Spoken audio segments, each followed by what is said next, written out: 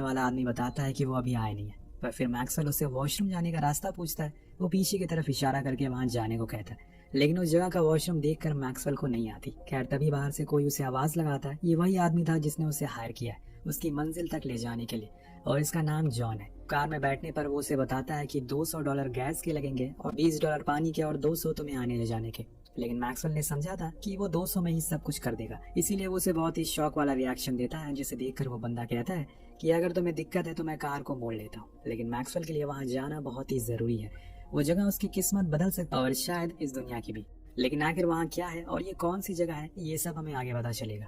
अब दोनों का सफर शुरू होता है और बीच में आने वाला साइन बोर्ड को देखकर अंदाजा लगा सकते हैं कि ये जिस जगह पर जा रहे हैं वो एक रिस्ट्रिक्टेड एरिया है। वहाँ कोई पुलिस वाला या कोई गार्ड नहीं है। कोई नहीं चाहता कि उसकी इस बेहद में मौत हो। तभी वो लोग देखते हैं कि एक कुत्ता दूसरे कुत्ते को जिंदा ही काट कर खा रहा है, जिससे वो दर्द के मारे चिल्ला रहा है।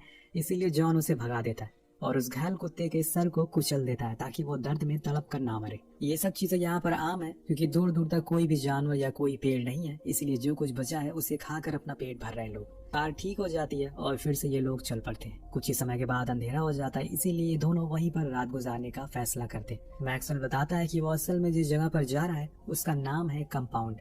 ये कंस्ट्रक्शन साइट है, वहाँ अभी भी काम शुरू है। तो जॉन जवाब में कहता है कि जिस जगह तुम जा रहे हो वो बहुत ही बुरी है। मेरे कुछ साथी भी वहाँ पर मौजूद है। वहाँ के लोगों को जानवरों जैसा सलूक किया जाता है, उन्हें मारा जाता है, पीटा जाता है और बहुत ही मेहनत करवाई जाती है। तो वो कहता है कि मैं मेहनत करने से डरता नहीं हूँ। ऐसा यहाँ पर रहने से अच्छा है कि मैं कुछ मेहनत करके मरूं। वो मेरे लिए ज्यादा सुकून की मौत होगी।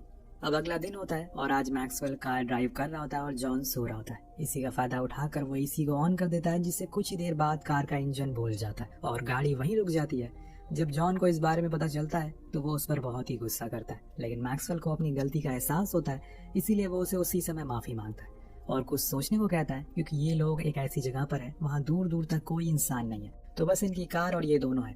जॉन कहता है कि मुझे लगता है कि शायद पाइप फट गई है, मुझे उसे जोड़ना होगा। और इतने में मैक्सवेल सूसू करने के लिए एक पत्थर के किनारे जाता है। तभी वहाँ उसे कुछ नजर आता है। जब वो करीब जाता है तो देखता है कि किसी ने ढेर सारे पत्थर एक के ऊपर एक रखे हुए, जैसे वो कुछ छुपाने की कोशिश कर रहा हो। वो उसे हटाता है तो उसे उसके अंदर कुछ चमकीली सी चीज दिखाई देती है। जब वो उसे छूता है तो पता चलता है कि ये तो गोल्ड है। जी हाँ दोस्तों, सोने का एक पत्थर जिसकी कीमत न जाने कितने 100 करोड़ होगी।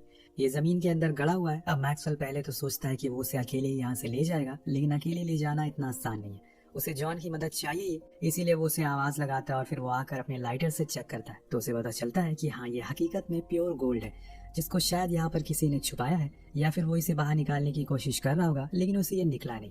पर हमारे पास कार है, हम इसे बाहर निकाल सकते हैं।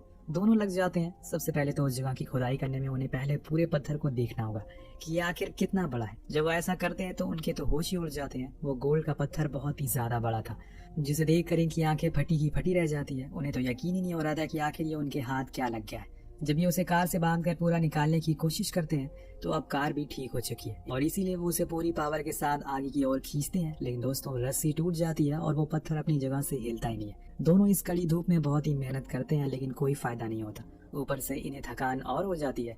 इतना बड़ा सोने का पत्थर ये कैसे छोड़ तो नहीं सकते, इसीलिए वो पास में ही रुकने का फैसला करते हैं और कल सुबह फिर से कोशिश करने को कहते हैं। रात में जब ये दोनों बैठे होते हैं तो जॉन को यकीन ही नहीं होता कि असल में उन्हें कुछ ऐसा मिल गया। दोनों ही डांस करना शुरू कर देते हैं। वो बहुत ही ज्यादा खुश थे। लेकिन दोस्तों, आसानी से मिलने वाली चीज ज्यादा देर तक हमारे साथ नहीं रहती, चाहे वो इंसान हो या फिर सोने का पहाड़। मैक्सवेल कहता है कि अब मुझे उस जगह पर जाकर काम नहीं करना होगा, तो वहीं जॉन कहता है कि अब मुझे कार नहीं चलानी होगी, मैं आराम से खुद की जिंदगी गुजार सकता हूँ, लेकिन हमें कल एक छोटी जेसीबी चाहिए होगी, तभी वो सोना बाहर आ सकेगा। ऐसे हम कार से उसे बाहर नहीं निकाल सकते। यहाँ से कुछ किलोमीटर दूरी पर बनी एक जगह को मैं जानता हूँ जहाँ पर हमें वो जेसीबी मिल सकती है। हमें से किसी को भी सोने की रखवाली करनी होगी और किसी को वहाँ जाकर उसे लाना होगा। तो मैक्सवेल कहता है कि मैं रुकता हूँ, तुम वहाँ चले जाओ। दोनों एक दूसरे को देखने लगते हैं क्योंकि उन्हें एक दूसरे पर थोड़ा सा भी भरोसा नहीं था। इसीलिए जॉन कहता है कि तुम्हें तो यहाँ के बारे में कुछ भी पता नहीं है, कैसे तुम खुद को जीवित रख पाओगे, इसीलिए तुम जाओ। लेकिन मैक्सवेल अपनी जिद पर अड़ा रहता है और उसे आखिर में मना लेता है। और फिर अगले दिन जॉन उसे 1 गैलन पानी और 3 कैन फूड देकर कहता है कि मुझे आने में 2 दिन लगेंगे, तब तक तुम यही सैटेलाइट फोन अपने पास रखो। अगर कुछ होगा तो मुझसे कांटेक्ट करना, जितना हो सके उतना कम पानी का इस्तेमाल करना। जिसके बाद वो कार लेकर चला जाता है। अब से शुरू हो जाता है मैक्सवेल के लिए एक सर्वाइविंग परीक्षा, जिसे पास करना ही करना है। अगर वो फेल हुआ तो मारा जाएगा। सबसे पहले तो उसे खुद को धूप से बचाना होगा, क्योंकि इससे वो डिहाइड्रेट हो सकता है। और इसीलिए जॉन के लिए एक टूटे टेंट को वहाँ पर एक सूखे पेड़ से खड़ा कर देता है। उसके नीचे बैठ जाता है। फिर वो उस फोन को चेक करता है जो कि सही से काम कर रहा था। वो रात में आग जलाने के लिए लकड़ियों का इंतजाम करने चला जाता है जो कि काफी दूर दूर तक पड़ी थी, लेकिन वो फिर भी उन्हें इकट्ठा करके ले आता है। रात में उसी को जलाता है ताकि कोई जंगली जानवर उसके करीब ना आ सके। उसके अंदर एक अलग किस्म की खुशी थी जो उस सोने को देख कर आ रही थी। उसके सामने उसकी सारी मुसीबतों का हल पड़ा हुआ था, बस उसके हाथ आ जाए वो बस एक कदम दूर है। जब सुबह होती है तो थोड़ी दूरी पर सोया हुआ था वो, और जमीन पूरी तरह से तप रही थी। वो फौरन उठता है और पानी पीता है और उसका पूरा बदन कांप रहा था। यह असल में ज्यादा तपन की वजह से होती है जब अपना शरीर इतनी गर्मी नहीं सहन कर पाता, सेम उसी तरह से जैसे ठंड में होता है। इसी बीच जॉन का कॉल आता है। वो जैसे तैसे रेंगते हुए उसके पास जाता है, लेकिन जब तक वो उस फोन को पिक करता तब तक वो कट चुका था। इसीलिए वो फिर से इंतजार में बैठ जाता है कि कब उसका साथी आएगा। इस तरह से दोपहर हो जाती है और वो उसी सोने को देखकर मन ही मन खुश हो रहा था। जो उसके चेहरे से साफ दिखाई दे रही थी वही सोना है जिसने उसने अभी तक हिम्मत दी है यहाँ पर जीवित रहने की। अब फिर से शाम हो जाती है और वो लकड़ियों के लिए जाता है, लेकिन ऐसे एक एक करने में उसे बहुत मेहनत लगेगी। इसीलिए वो उस टेंट वाले कपड़े को साथ में ले लेता है और फिर सारी लकड़ियों को उसमें इकट्ठा करके ले आता है। ऐसा करने पे उसकी एनर्जी भी कम खर्च होगी और प्यास भी कम लगेगी।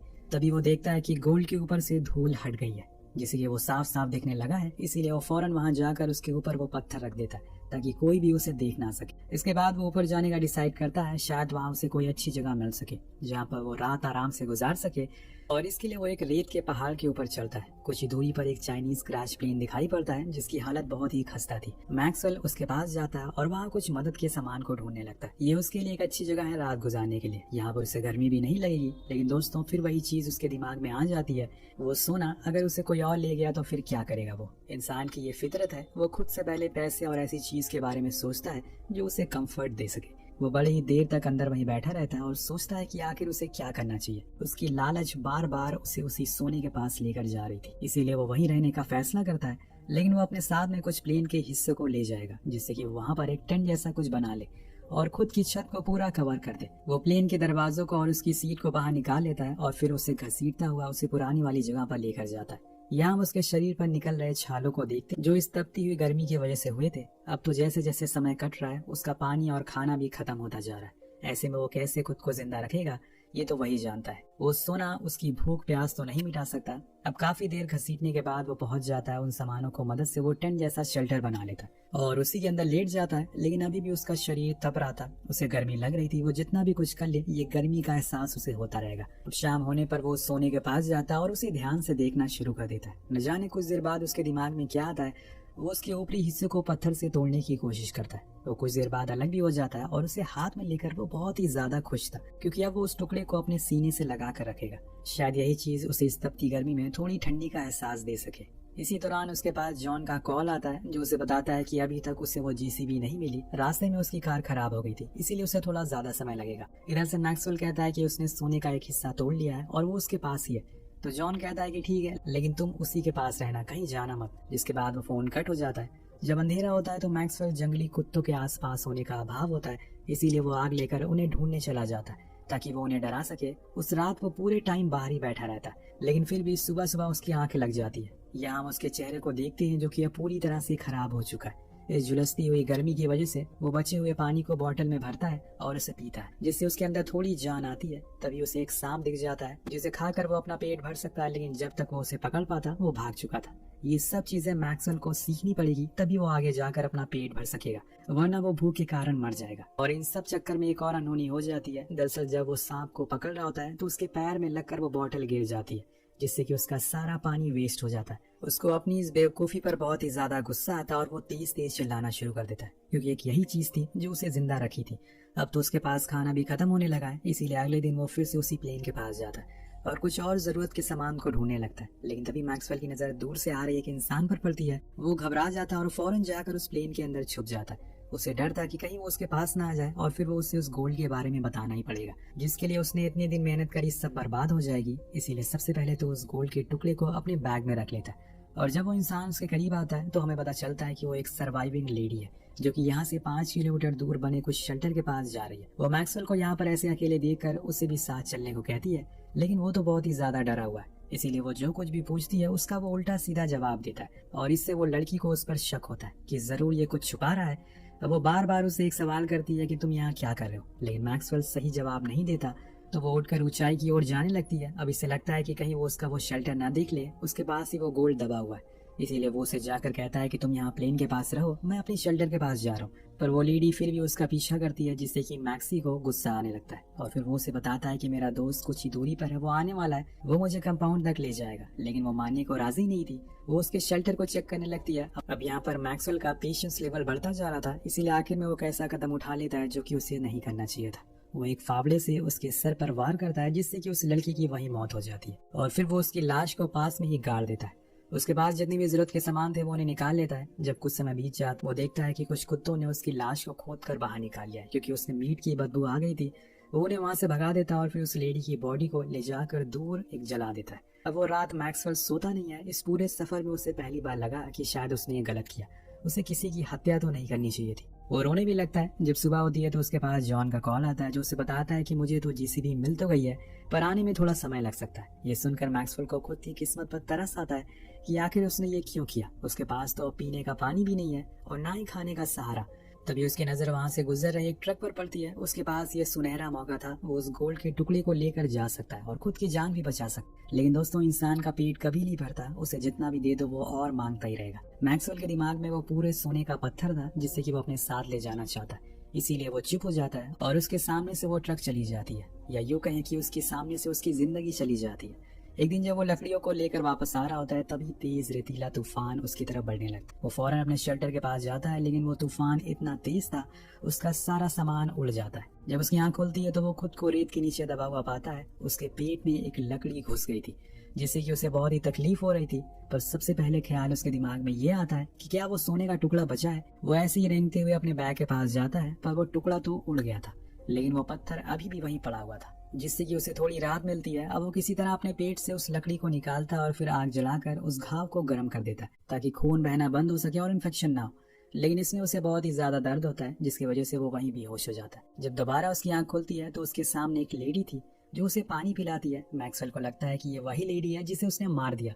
वो फिर से जिंदा हो गई, क्योंकि वो उसे हर जगह दिखाई देने लगी थी। कुछ देर बाद जब वो सही से होश में आता है तो वो लेडी उससे कहती है कि यहाँ से कुछ ही दूरी पर एक शेल्टर है, तुम्हें वहां तक ले जा सकती हूँ मैं। लेकिन मैक्सवेल साफ साफ मना कर देता है, उसे यहाँ से जाने को कहता है। अभी भी उसे गोल्ड की लालच है, मरते हुए भी उसे सोना चाहिए।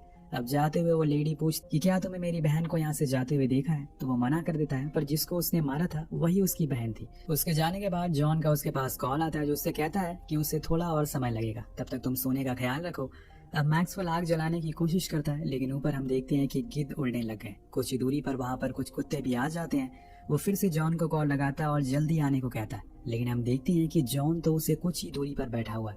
वो बहुत ही पहले यहाँ पहुंच चुका है, लेकिन अब उसके अंदर लालच आ गया है। वो उस पूरे सोने को अकेले अपने साथ ले जाना चाहता है, उसे शेयर नहीं करना चाहता। जब मैक्सवेल देखता है कि अब वो कुत्ते उसके करीब आ रहे हैं, तो वो फिर से उसे कॉल लगाता है, लेकिन अब तो वो उसका कोई जवाब दे ही नहीं रहा था, जिससे कि वो समझ जाता है कि उसने उसे धोखा दिया। तब एक कुत्ता आकर उसकी टांग पकड़ लेता है और फिर दो आकर उसके हाथ को पकड़ लेते हैं। उसे बहुत ही बेरहमी से नोच नोच कर खाने लगते हैं। मैक्सवेल चिल्लाता है, उनसे खुद को छुड़ाने की कोशिश करता है, लेकिन वो